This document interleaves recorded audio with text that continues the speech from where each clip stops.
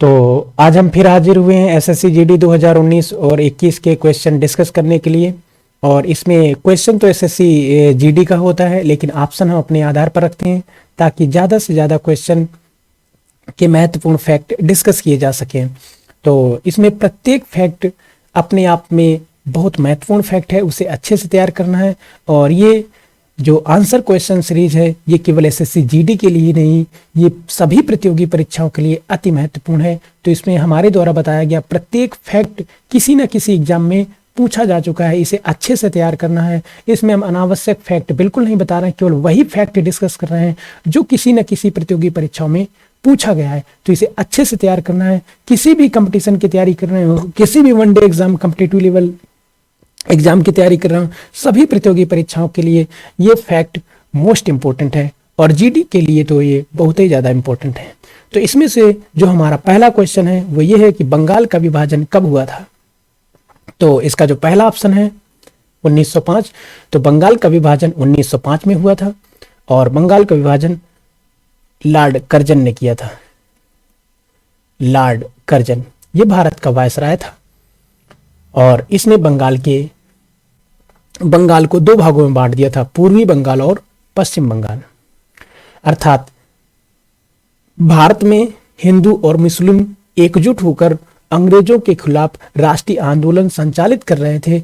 इससे हिंदुस्तान में अंग्रेजों के प्रति पनपती बढ़ती एकता को देखकर लॉर्ड कर्जन परेशान हो गया और हिंदुओं और मुस्लिमों में टकराव पैदा करने के लिए उसने बंगाल को दो भागों में डिवाइड करने का निर्णय लिया जुलाई 1905 में। तो इसी के खिलाफ बंगाल के स्थानीय लोगों ने बंग भंग विरोधी आंदोलन चलाया। बंग भंग विरोधी आंदोलन। और फिर कालांतर में इसमें हमारे देश के बड़े पैमाने पर राष्ट्रीय आंदोलन को संचालित करने वाले नेता शामिल हो गए और उन्होंने बंग भंग विरोधी आंदोलन को स्वदेशी एवं बहिष्कार आंदोलन के रूप में पूरे देश में संचालित किया। स्वदेशी एवं बहिष्कार आंदोलन के रूप में इसे पूरे देश में संचालित किया। तो बंगाल विभाजन 1905 में हुआ। बंगाल का विभाजन किसने किया? लॉर्ड कर्जन ने किया। इसी के विरोध में अगस्त 1905 में स्वदेशी एवं बहिष्कार आंदोलन देश के नेतृत्वकर्ताओं के द्वारा, देश की जनता के द्वारा, बंगाल के स्थानीय लोगों के द्वारा चलाया गया। अगला ऑप्शन है 1906। 1906 में मुस्लिम लीग का गठन हुआ था। मुस्लिम लीग का गठन 1906 में हुआ था। मुस्लिम लीग का गठन ढाका में हुआ था। तो दिसंबर 1906 में ढाका में मुस्लिम लीग का गठन हुआ था और इसका गठन ढाका के नवाब सलीमुल्लाह खान और आगा खान ने किया था। अर्थात 1906 में, दिसंबर 1906 में ढाका में मुस्लिम लीग का गठन हुआ। इसके गठन में प्रमुख भूमिका ढाका के नवाब सलीमुल्लाह खान और आगा खान की थी। अगले ऑप्शन की ओर बढ़ते हैं 1911। तो 1905 में लॉर्ड कर्जन ने बंगाल का विभाजन कर दिया था और इसके कारण हमारे देश में एक आंदोलन चल रहा था और बंगाल विभाजन के कारण, अर्थात लॉर्ड कर्जन ये चाहता था कि बंगाल का विभाजन करके हिंदुओं और मुस्लिमों में टकराव पैदा किया जा सकता है, लेकिन वो सकारात्मक परिणाम अंग्रेजों को नहीं मिले जो वो चाहते थे बंगाल का विभाजन करके। इसलिए 1911 में ब्रिटेन के सम्राट जॉर्ज पंचम और महारानी मेरी भारत आए और उन्होंने बंगाल के विभाजन को रद्द कर दिया। बंगाल विभाजन को रद्द कर दिया और इसी दौरान 1911 में ही यह निर्णय लिया ब्रिटेन के सम्राट जॉर्ज पंचम और महारानी मेरी ने कि भारत की राजधानी कोलकाता से दिल्ली स्थानांतरित कर दी जाए। और 1912 में भारत की राजधानी कोलकाता से दिल्ली स्थानांतरित कर दी गई। निर्णय लिया गया 1911 में। अगला ऑप्शन है 1909। 1909 में भारत शासन अधिनियम पारित हुआ। 1909 का भारत शासन अधिनियम, इसके तहत यह प्रावधान किया गया कि मुस्लिम समुदाय के लिए पृथक प्रतिनिधित्व, अर्थात 1909 के भारत शासन अधिनियम के तहत मुस्लिम समुदाय के लिए पृथक प्रतिनिधित्व का प्रावधान किया गया। पृथक प्रतिनिधित्व, इसका मतलब है कि कुछ सीटें मुस्लिम समुदाय के लिए आरक्षित की गई, वहां से जो कैंडिडेट होंगे अर्थात जो चुनाव लड़ेंगे वो मुस्लिम समुदाय से होंगे और जो वोट डाल सकते हैं वो भी मुस्लिम समुदाय से ही होंगे, अर्थात कैंडिडेट और वोटर दोनों मुस्लिम समुदाय से होंगे। इसी को पृथक प्रतिनिधित्व कहा जाता है। अगले क्वेश्चन की ओर बढ़ते हैं। अगला क्वेश्चन है, भारतीय संविधान में मूल अधिकारों का प्रावधान किस देश के संविधान से प्रेरित है? तो मूल अधिकार, फंडामेंटल राइट्स, ये अमेरिका के संविधान से प्रेरित हैं। इनका उल्लेख भारतीय संविधान के भाग 3 में और आर्टिकल 12 से 35 में। तो भारतीय संविधान के भाग 3 में आर्टिकल 12 से 35 में मूल अधिकार का प्रावधान है।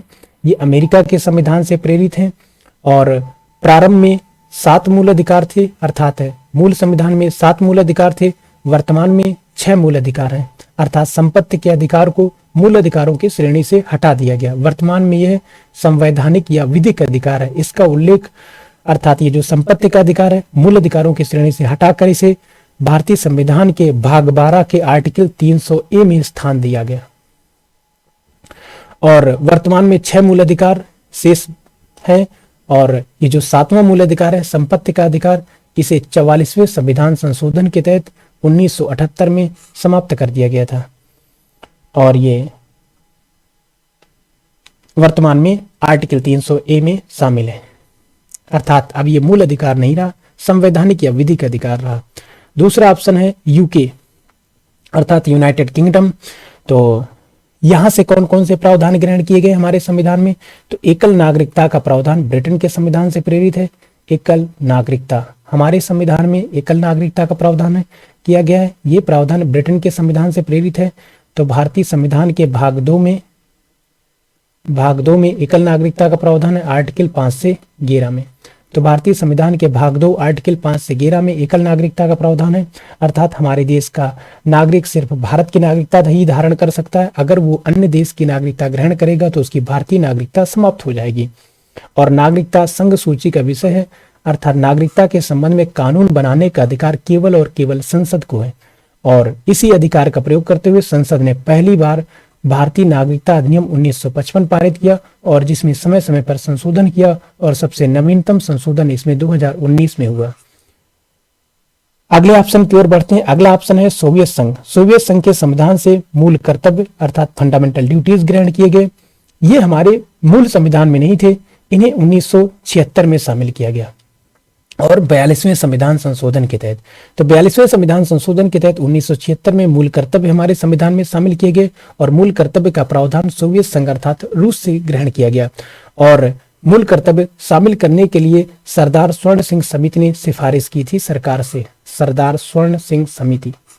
तो 1976 में 10 मूल कर्तव्य शामिल किए गए थे और वर्तमान में 11 मूल कर्तव्य हैं। तो जो 11वां मूल कर्तव्य है उसे 86वें संविधान संशोधन के तहत 2002 में शामिल किया गया।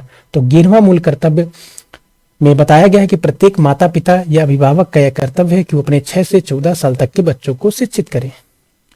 अगला ऑप्शन है आयरलैंड। तो डीपीएसपी आयरलैंड के संविधान से प्रेरित है। डीपीएसपी अर्थात डीपीएसपी का मतलब directive principles of state policy, अर्थात राज्य के नीति निर्देशक तत्व या राज्य के नीति निर्देशक सिद्धांत आयरलैंड के संविधान से प्रेरित हैं। इनका उल्लेख भारतीय संविधान के भाग 4 और आर्टिकल 36 से 51 में है।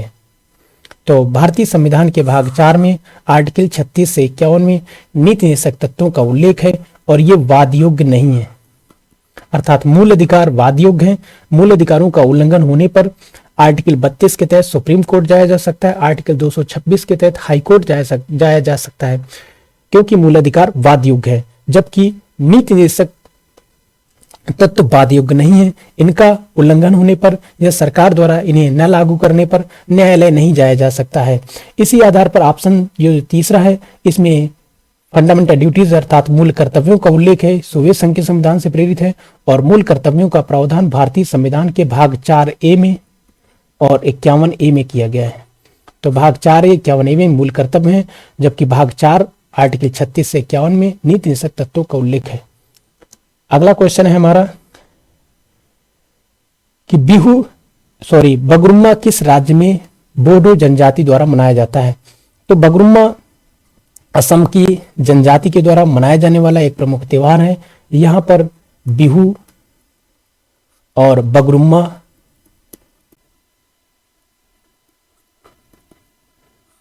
ये यहाँ के लोगों के द्वारा मनाए जाने वाले महत्वपूर्ण त्योहार हैं। और यहाँ पर अंबुबाची मेला का आयोजन होता है। अंबुबाची मेले का आयोजन कामाख्या मंदिर में होता है, अर्थात कामाख्या मंदिर असम में है। यहाँ पर अंबुबाची मेले का आयोजन होता है। यहाँ के लोगों के द्वारा बिहू और बगरुम्बा महत्वपूर्ण त्योहार मनाए जाते हैं। और असम की राजधानी दिसपुर है और वर्तमान में यहाँ के मुख्यमंत्री हेमंत बिस्वा शर्मा हैं। और अगला एक फैक्ट बहुत पूछा जाता है पेपर में कि दुनिया का सबसे बड़ा नदी द्वीप कौन सा है। तो माजुली दुनिया का सबसे बड़ा नदी द्वीप है और ये ब्रह्मपुत्र नदी में है। भारत का सबसे छोटा नदी द्वीप कौन सा है, ये भी हाल ही में ग्रुप डी में पूछा गया, उमानंदा। भारत का सबसे छोटा नदी द्वीप उमानंदा है, ये भी असम में है और ब्रह्मपुत्र नदी में है। सबसे बड़ा नदी द्वीप माजुली द्वीप असम में है, ब्रह्मपुत्र नदी में है। अगले ऑप्शन की ओर बढ़ते हैं। नागालैंड, जो पहला ऑप्शन है इसमें नागालैंड के बारे में। तो हाल ही में सीजीएल में पूछा गया हार्नबिल फेस्टिवल, अन्य कई एग्जाम में भी इसके बारे में पूछा गया। हार्नबिल फेस्टिवल नागालैंड में मनाया जाता है और नागालैंड की राजधानी कोहिमा है और नागालैंड के मुख्यमंत्री वर्तमान में नेफ्यू रियो हैं। और तीसरा ऑप्शन है झारखंड। झारखंड से संबंधित हाल ही में सीजीएल में क्वेश्चन पूछा गया सरहुल फेस्टिवल। तो सरहुल फेस्टिवल या सरहुल त्योहार झारखंड में मनाया जाता है और झारखंड की राजधानी रांची है। अगला ऑप्शन है मेघालय। तो मेघालय में वांगला महोत्सव मनाया जाता है। तो वांगला महोत्सव के बारे में हाल ही में सीजीएल में क्वेश्चन पूछा गया। वांगला महोत्सव मेघालय में मनाया जाता है और गारो जनजाति के द्वारा। यहां पर 3 प्रमुख पहाड़ियां पाई जाती हैं मेघालय में, गारो, खासी, जयंतिया। और जो दक्षिण पश्चिम मानसून है वो इन्हीं तीनों पहाड़ियों से टकरा कर वर्षा करता है। दुनिया में सर्वाधिक वर्षा मासिनराम में होती है जो मेघालय में है। मेघालय की राजधानी शिलांग है। अगले क्वेश्चन की ओर बढ़ते हैं। अगला क्वेश्चन है कौन सा रोग वायरस से होता है।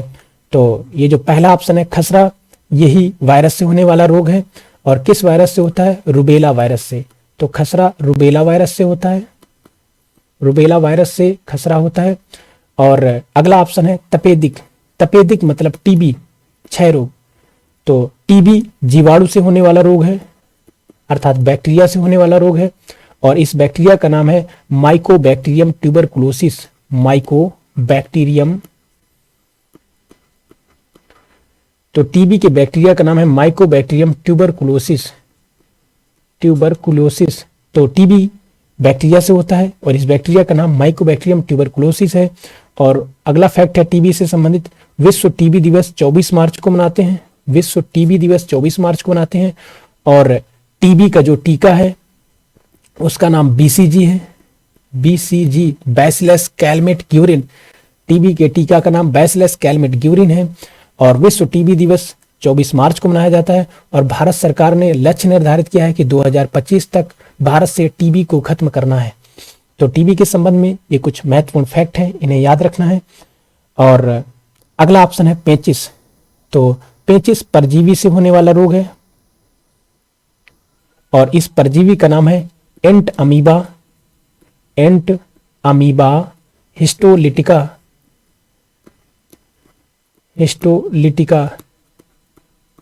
तो ये जो पेचिस है ये परजीवी से होने वाला रोग है और इस परजीवी का नाम एंट अमीबा हिस्टोलिटिका है। और ये जो परजीवी होता है ये मनुष्य के शरीर की बड़ी आंत को संक्रमित करता है। और अगले ऑप्शन की ओर बढ़ते हैं। अगला ऑप्शन है मलेरिया। मलेरिया भी परजीवी से होता है और इस परजीवी का नाम है प्लाज्मोडियम। तो मलेरिया प्लाज्मोडियम नामक परजीवी से होता है। और इस प्लाज्मोडियम नामक परजीवी का वाहक कौन है, इसका वाहक मादा एनाफ्लीज मच्छर है। मादा एनाफ्लीज, तो मादा एनाफ्लीज मच्छर से ये प्लाज्मोडियम एक इंसान से दूसरे इंसान में पहुंचता है। तो मलेरिया परजीवी से होता है। इस परजीवी का नाम प्लाज्मोडियम है और इस परजीवी का वाहक मादा एनाफ्लीज मच्छर है। और विश्व मलेरिया दिवस 25 अप्रैल को मनाते हैं। 25 अप्रैल को विश्व मलेरिया दिवस मनाते हैं। और भारत सरकार ने लक्ष्य निर्धारित किया है कि 2030 तक भारत से मलेरिया को खत्म करना है। 2025 तक टीबी खत्म करना है और 2030 तक मलेरिया को खत्म करना है। और मलेरिया की जो दवा है वो क्वेश्चन में पूछा जाता है, पेपर के क्वेश्चन में, कि सिनकोना वृक्ष की जो छाल है कुनैन, उससे मलेरिया की औषधि बनाई जाती है। अगले क्वेश्चन की ओर बढ़ते हैं। अगला क्वेश्चन है कि बल्ब का फिलामेंट, बल्ब के अंदर जो फिलामेंट होता है वो किस धातु का बना होता है? तो बल्ब का फिलामेंट टंगस्टन धातु का बना होता है, जो सर्वाधिक मजबूत धातु है टंगस्टन। पहला ऑप्शन है इसका पारा। तो पारा सामान्य तापमान पर द्रव अवस्था में पाई जाने वाली धातु है, अर्थात रूम टेम्परेचर पर ये द्रव अवस्था में पाई जाती धातु। और पारा युक्त जल के सेवन से, अर्थात जो जल प्रदूषित हो चुका है पारा के मिश्रण से, पारा मिल गया उस जल में, उसके सेवन से मिनीमाता नामक रोग हो जाता है। तो पारा एक ऐसी धातु है जो द्रव अवस्था में पाई जाती है सामान्य तापमान पर। अगला ऑप्शन है सोना। सोना के संबंध में जो फैक्ट पूछे जाते हैं उनको समझ लेते हैं। इसके संबंध में एक फैक्ट पूछा जाता है कि दुनिया की सर्वाधिक आघात वर्धनी धातु कौन सी है? तो सोना आघात वर्धनी और तन्य, दुनिया की सर्वाधिक आघात वर्धनी और तन्य धातु सोना है, अर्थात ऐसी धातु है जिसे पीट पीट कर पतली चद्दर बनाई जा सकती है। तो उसी ऐसी धातु के गुण को आघात वर्धनीता कहते हैं और यह गुण सोने में सर्वाधिक होता है। तन्य, जब किसी धातु को खींचकर पतले तार बनाए जा सकते हैं तो इस गुण को तन्यता कहते हैं। तो दोनों गुण सोने में पाए जाते हैं। अगला ऑप्शन है चांदी। तो विद्युत की सर्वाधिक सुचालक धातु चांदी है। तो सर्वाधिक सुचालक धातु कौन सी है? चांदी सुचालक। तो विद्युत की सर्वाधिक सुचालक धातु चांदी है। और किसी धातु में जितने ज्यादा मुक्त इलेक्ट्रॉन होंगे उसमें विद्युत की चालकता उतनी ही अधिक होगी। अगला ऑप्शन है टंगस्टन। ये दुनिया की एक बहुत मजबूत धातु है, दुनिया की सर्वाधिक मजबूत धातु है टंगस्टन। इसी से बल्ब का फिलामेंट बनाया जाता है और बल्ब में आखिरी गैसें भरी होती हैं और इसका जो फिलामेंट होता है वो टंगस्टन नामक धातु से बना होता है, जो बहुत ही मजबूत होती है क्योंकि बल्ब के अंदर का तापमान बहुत ज्यादा होता है। अगर मजबूत धातु नहीं होगी तो पिघल जाएगी। अगले आप क्वेश्चन की ओर बढ़ते हैं। अगला क्वेश्चन है कि सींग, अर्थात जानवरों के जो सींग होते हैं, बाल होते हैं जो जानवरों में, मनुष्य में, नाखून जो मनुष्य में होते हैं, ये किस प्रोटीन से बने होते हैं? तो ये सभी डेड प्रोटीन, मृत प्रोटीन से बने होते हैं, जिसे किरेटिन कहते हैं। किरेटिन। तो सींग, बाल, नाखून ये सभी किरेटिन नामक मृत प्रोटीन से बने होते हैं। मृत प्रोटीन से बने होते हैं। पहला ऑप्शन है अमीनो एसिड। तो जो भी प्रोटीन भोजन के माध्यम से ग्रहण किया जाता है वो अमीनो एसिड का बहुलक होता है। तो प्रोटीन, ये फैक्ट पूछा जाता है एग्जाम में, प्रोटीन अमीनो एसिड का बहुलक होते हैं। अमीनो एसिड का बहुलक होते हैं। तो प्रोटीन अमीनो एसिड का बहुलक होते हैं। जब बहुत सारे अमीनो एसिड जुड़कर एक श्रृंखला बना लेते हैं तो प्रोटीन बन जाता है। मिलेनिन के संबंध में समझ लेते हैं। तो त्वचा में मिलेनिन नामक वर्णक पाया जाता है, पिगमेंट। त्वचा में मिलेनिन नामक पिगमेंट पाया जाता है। त्वचा में मिलेनोसाइट नामक कोशिकाएं पाई जाती हैं। मिलेनोसाइट नामक जो कोशिकाएं होती हैं वो मिलेनिन नामक वर्णक बनाती हैं, पिगमेंट बनाती हैं और ये त्वचा का रंग निर्धारित करता है। अर्थात मिलेनिन त्वचा में पाया जाने वाला रंजक है जिसके कारण त्वचा का रंग निर्धारित होता है। जिसमें मिलेनिन ज्यादा होता है, अर्थात जिसके त्वचा में मिलेनिन ज्यादा बन रहा होता है उसका कलर काला हो जाता है, जिसमें मिलेनिन कम बन रहा होता है उसका कलर गोरा हो जाता है। अगला ऑप्शन है चौथा हीमोग्लोबिन। हीमोग्लोबिन ये रक्त में पाया जाता है और रक्त में आरबीसी, डब्ल्यूबीसी, प्लेटलेट्स, 3 प्रकार की कणिकाएं पाई जाती हैं। जो आरबीसी होती हैं, रेड ब्लड सेल्स या कार्पसेल्स, इसी में हीमोग्लोबिन पाया जाता है और हीमोग्लोबिन का काम होता है रक्त में ऑक्सीजन, और रक्त में ऑक्सीजन को ढोने का काम हीमोग्लोबिन करता है। यह लौह युक्त जटिल प्रोटीन होती है। हीमोग्लोबिन आयरन युक्त जटिल प्रोटीन होती है। अगले क्वेश्चन की ओर बढ़ते हैं। अगला क्वेश्चन है हमारा कि ओरल पोलियो वैक्सीन का आविष्कार किसने किया? तो ओरल पोलियो वैक्सीन का आविष्कार अल्बर्ट साबिन ने किया था। ओरल पोलियो वैक्सीन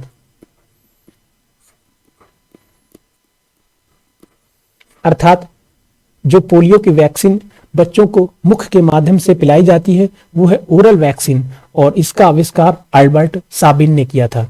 और जो पहला ऑप्शन है जोनास साल्क, इन्होंने पोलियो की वैक्सीन का आविष्कार किया था, और ये ओरल नहीं थी, ये इंजेक्ट की जाती है बच्चों में। तो पोलियो वैक्सीन, पोलियो एक बीमारी है जो पोलियो वायरस से होता है। पोलियो एक रोग है जो पोलियो वायरस से होता है और इससे बच्चे संक्रमित हो जाते हैं। दूषित भोजन और पानी के माध्यम से वायरस शरीर में एंटर कर जाता है जो नर्वस सिस्टम और कंकाल तंत्र को डैमेज करता है।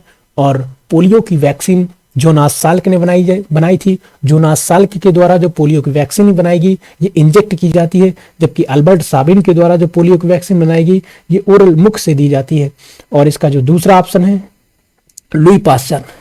लुई पास्चर ने रेबीज के टीके को खोजा। रेबीज का टीका अर्थात रेबीज रेबडो वायरस से होने वाला रोग है। अर्थात जब कुत्ता काटता है, कुत्ते के काटने से जो रेबडो वायरस होता है, रेबडो वायरस कुत्ते की लार में पाया जाता है और कुत्ते के काटने से ये रेबडो वायरस मनुष्य के या किसी भी जंतु या जानवर के शरीर में चला जाता है, जिससे रेबीज नामक बीमारी हो जाती है। और इसके लिए जो एंटी रेबीज का वैक्सीन बनाया, रेबीज का जो वैक्सीन बनाया, एंटी रेबीज वैक्सीन बनाया, वो लुई पास्चर ने बनाया था। और रेबीज से संक्रमित इंसान में हाइड्रोफोबिया नामक बीमारी होती है, अर्थात उसे जल से भय होता है। हाइड्रोफोबिया, जल से भय, जलांतक। और चौथा ऑप्शन है एडवर्ड जेनर। एडवर्ड जेनर ने चेचक के टीके का आविष्कार किया, चेचक की वैक्सीन बनाई, चेचक के टीके का आविष्कार किया एडवर्ड जेनर ने। अगले क्वेश्चन की ओर बढ़ते हैं। अगला क्वेश्चन है नेपाल की सबसे लंबी नदी कौन सी है? तो नेपाल की सबसे लंबी नदी कर्णाली है और इस नदी को यह तिब्बत से निकलती है, तिब्बत से नेपाल में प्रवाहित होती है। नेपाल की सबसे लंबी नदी है, ये नेपाल की सबसे लंबी नदी है, ये नेपाल की सबसे लंबी नदी है और ये तिब्बत से इसका उद्गम होता है, फिर ये नेपाल में प्रवाहित करती है, फिर नेपाल के पश्चात ये भारत में आ जाती है। और भारत में कर्णाली को घाघरा कहते हैं, घाघरा नदी, जो छपरा में गंगा से मिल जाती है। तो कर्णाली नेपाल की सबसे लंबी नदी है जिसे भारत में घाघरा कहते हैं और ये गंगा में मिल जाती है छपरा में। नेपाल की राजधानी काठमांडू है और यहाँ की करेंसी रुपया है, यहाँ की मुद्रा रुपया है, राजधानी काठमांडू है और सार्क का मुख्यालय भी काठमांडू में है। और नेपाल का राजकीय पशु गाय है और नेपाल का राष्ट्रीय खेल वॉलीबॉल है। हाल ही में पेट में पूछा गया था नेपाल का राष्ट्रीय खेल, तो नेपाल का राष्ट्रीय खेल वॉलीबॉल है। और नेपाल का राष्ट्रीय पशु भी पेपर में पूछा जाता है गाय। एक हिंदू राष्ट्र है, अर्थात यहाँ की, हालांकि ये पंथ निरपेक्ष राष्ट्र है लेकिन यहाँ पर 80% से ज्यादा आबादी हिंदू धर्म को फॉलो करती है। और यहाँ की करेंसी को रुपया कहा जाता है और राजधानी यहाँ की काठमांडू है। और भारत के 5 राज्य नेपाल के साथ सीमा साझा करते हैं, उत्तर प्रदेश, उत्तराखंड, बिहार, पश्चिम बंगाल और सिक्किम। अगले ऑप्शन की ओर बढ़ते हैं। अगला ऑप्शन है हमारा महावेली गंगा। यह श्रीलंका की सबसे लंबी नदी है। कई बार ये क्वेश्चन पूछा गया, श्रीलंका की सबसे लंबी नदी कौन सी है? महावेली गंगा। श्रीलंका की राजधानी क्या है? श्रीलंका की राजधानी कोलंबो। 2 राजधानियां हैं कि कोलंबो और जयवर्धनेपुरे, श्री जयवर्धनेपुरे कोट्टे। और एक क्वेश्चन श्रीलंका से और पूछा जाता है कि पटानेज घास के मैदान कहाँ पाए जाते हैं? यूपीएसआई में पूछा गया, तो पटानेज घास के मैदान श्रीलंका में पाए जाते हैं। एक फैक्ट और बहुत पूछा जाता है कि पाक जल संधि किन 2 देशों के मध्य है? तो पाक जल संधि भारत और श्रीलंका के मध्य है। अगले ऑप्शन की ओर बढ़ते हैं, गंगा। तो गंगा भारत की सबसे लंबी नदी है, इसकी लंबाई लगभग 2500 किलोमीटर है और यह भारत की राष्ट्रीय नदी है। और गंगा में डॉल्फिन पाई जाती है, एक मछली है डॉल्फिन मछली, और डॉल्फिन को 2009 में राष्ट्रीय जलीय जीव घोषित किया गया। और उत्तराखंड में एक ग्लेशियर है जिसका नाम है गंगोत्री ग्लेशियर, यहाँ से एक नदी निकलती है जिसका नाम है भागीरथी। और उत्तराखंड में ही एक दूसरा ग्लेशियर है जिसका नाम है संतोपत, यहां से एक दूसरी नदी निकलती है जिसका नाम है मंदाकिनी, अलकनंदा। तो नेपाल में उत्तराखंड में दो ग्लेशियर हैं, एक का नाम है गंगोत्री, गंगोत्री से भागीरथी का उद्गम होता है, और एक दूसरा ग्लेशियर है संतोपत, संतोपत से अलकनंदा का उद्गम होता है, संतोपत से अलकनंदा का उद्गम होता है। और ये दोनों उत्तराखंड के देवप्रयाग में मिल जाते हैं। तो क्वेश्चन यहां से पूछा जाता है कि भागीरथी और अलकनंदा कहां पर मिलते हैं। तो भागीरथी और अलकनंदा ये दोनों उत्तराखंड के देवप्रयाग में मिल जाते हैं। तो भागीरथी और अलकनंदा देवप्रयाग में मिल जाते हैं। फिर इन दोनों नदियों की संयुक्त जलधारा को गंगा कहा जाता है, और गंगा आगे प्रवाहित होते हुए बांग्लादेश में चली जाती हैं, और बांग्लादेश में गंगा को पद्मा कहते हैं, और फिर ये ब्रह्मपुत्र से मिल जाती हैं। भारत की सबसे लंबी नदी, राष्ट्रीय नदी, इसमें पाई जाने वाली डॉल्फिन को राष्ट्रीय जलीय जीव घोषित किया गया है। अगले ऑप्शन की ओर बढ़ते हैं, ब्रह्मपुत्र। ब्रह्मपुत्र, इसका उद्गम तिब्बत से होता है, और तिब्बत में इसे यारलुंग सांगपो कहते हैं, और बांग्लादेश में इसे जमुना कहते हैं, और यह बांग्लादेश की सबसे लंबी नदी है। हालांकि ब्रह्मपुत्र की लंबाई 2900 किलोमीटर है, लेकिन इसका प्रवाह केवल भारत में नहीं है, इसका प्रवाह चीन, भारत और बांग्लादेश में है। इसका सर्वाधिक प्रवाह बांग्लादेश में है, और यह बांग्लादेश की सबसे लंबी नदी है। भारत में इसका प्रवाह लगभग 900 किलोमीटर है। तो ब्रह्मपुत्र नदी में ही भारत के राष्ट्रीय जलमार्ग संख्या नेशनल वाटरवे 2, राष्ट्रीय जलमार्ग संख्या 2 का निर्माण ब्रह्मपुत्र नदी में किया गया है, और यह असम में है, सदिया से धुबरी तक।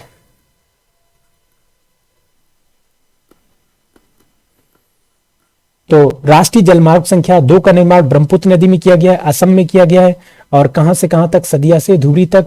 इस राष्ट्रीय जलमार्ग संख्या 2 की लंबाई कितनी है, लगभग 891 किलोमीटर। ब्रह्मपुत्र की लंबाई कितनी है, 2900 किलोमीटर। ब्रह्मपुत्र को चीन में क्या कहते हैं, यारलुंग सांगपो, और ब्रह्मपुत्र को बांग्लादेश में क्या कहते हैं, जमुना। बांग्लादेश की सबसे लंबी नदी कौन सी है, ब्रह्मपुत्र।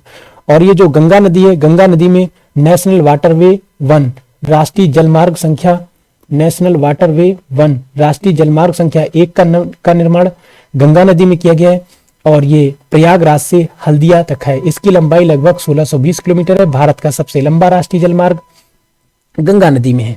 अगले क्वेश्चन की ओर बढ़ते हैं। अगला क्वेश्चन है कि खादर किस मिट्टी का प्रकार है। तो खादर जलोढ़ मिट्टी का प्रकार है। तो पहला ऑप्शन है जलोढ़।